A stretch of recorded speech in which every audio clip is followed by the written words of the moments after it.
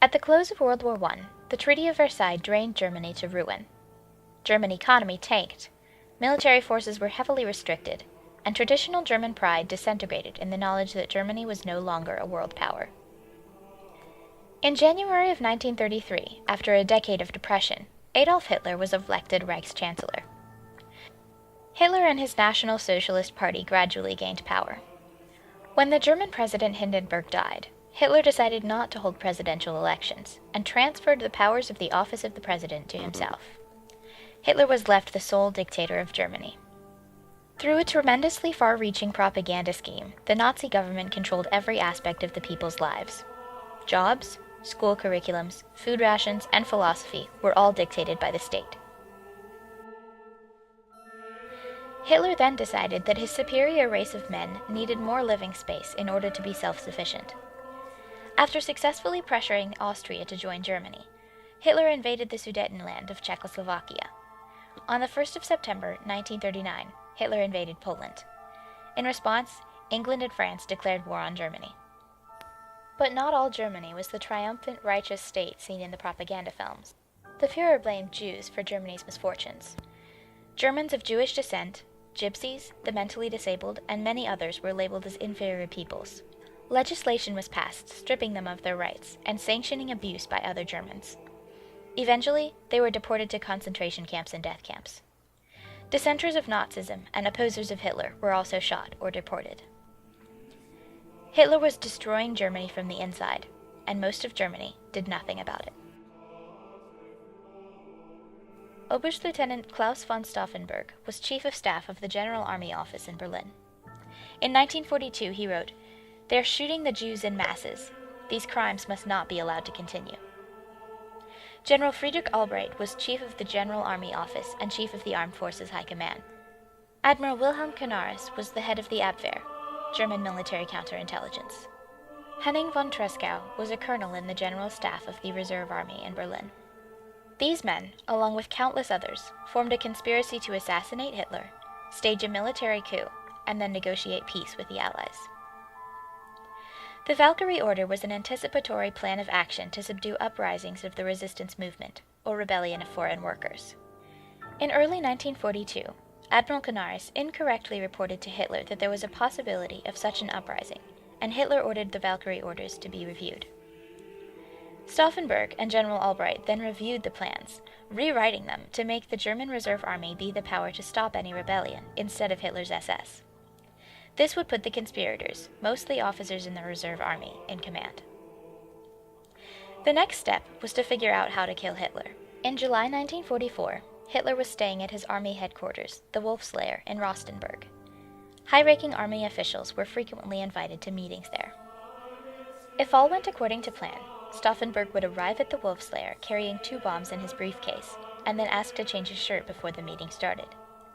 While changing, Stauffenberg and his adjutant, Werner von Haeften, would activate the bombs, which allowed them 10 minutes before they went off. Stauffenberg would then join the meeting, place his briefcase near Hitler, wait a few minutes, and then excuse himself to make a phone call to Berlin. Then he would return to Berlin, and by the time he got back, Hitler would be dead and the coup would be underway. On July 11th, Stauffenberg was ordered to a meeting at the Wolfslayer on very short notice. The Reserve Army was put on standby. With orders to only attempt the assassination if Himmler and Göring were also both present, Stauffenberg was ordered to abort the attempt. On July 15th, Stauffenberg attended another meeting at the Wolfslayer, but had no opportunity to set the bomb. The next conference was scheduled for 1 o'clock on July 20th, 1944.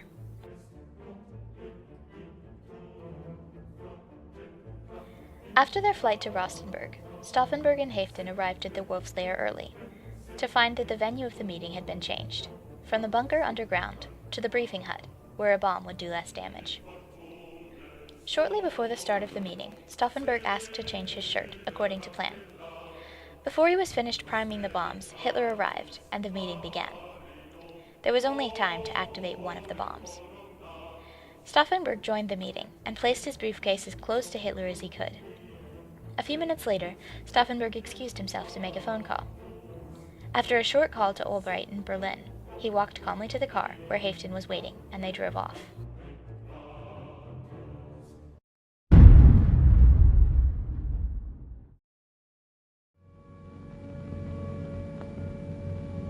Das ist der Schauplatz des verbrecherischen Anschlages, den ein kleiner Kreis gewissenloser Offiziere am 20. Juli auf den Führer und auf den Stab der Wehrmachtführung verübte. Ein gerechtes Schicksal hat das Verbrechen missglücken lassen.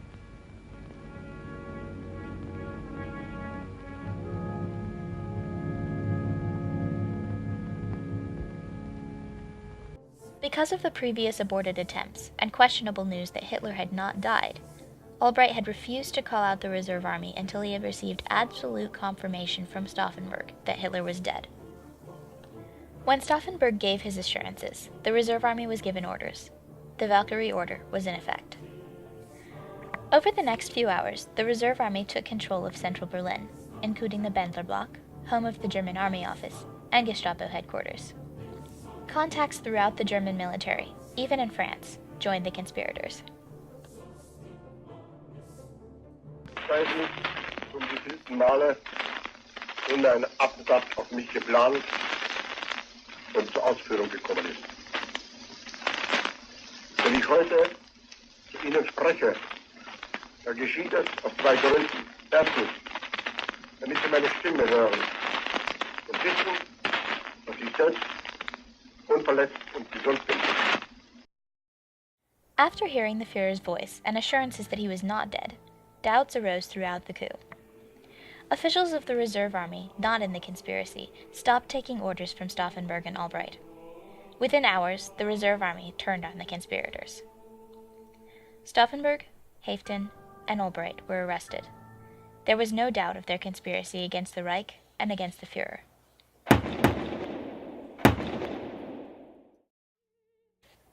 Stauffenberg's last words were, "Long live sacred Germany."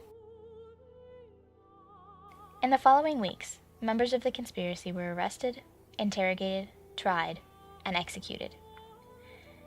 Interrogations led to more arrests, and in the months to come, more than 5,000 more members of the resistance were executed or committed suicide to avoid interrogation and torture. Never again was there an attempt on the Führer's life. The German resistance was no more. Operation Valkyrie is usually considered a failure. Hitler did not die. He went on to murder millions more of his own people. The coup, while being surprisingly successful, ultimately failed. Nearly all the conspirators involved were executed, and thousands of other members of the German resistance perished. But in one sense, the operation was a triumph. Before the operation, Henning von Tresckow wrote, "The assassination must be attempted at any cost. We must prove to the world and to future generations that men of the German resistance movement dared to take the decisive step and to hazard their lives upon it. Compared with this, nothing else matters." Hours before his suicide, Tresckow wrote, "The whole world will vilify us now, but I am still totally convinced that we did the right thing. Hitler is the archenemy not only of Germany, but of the whole world. God promised Abraham that he would not destroy Sodom if just 10 righteous men could be found in the city, and so I hope for our sake, God will not destroy Germany." The main objective of the conspirators was not just to kill Hitler, negotiate peace, and save Germany from destruction. It was to show the world, and the rest of history, that not all Germans were like Hitler.